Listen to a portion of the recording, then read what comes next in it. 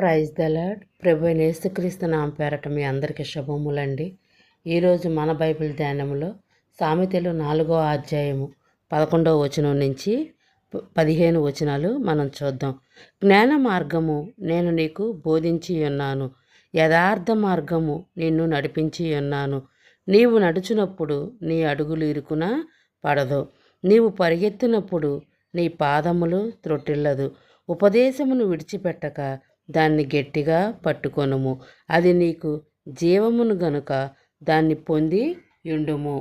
భక్తిహీనుల త్రోవను చేరకము, దుష్టుల మార్గము నడవకము. దాని యందు ప్రవేశింపక తప్పించుకొని తిరుగుము, దాని నుండి తొలగి సాగిపోమ్ము.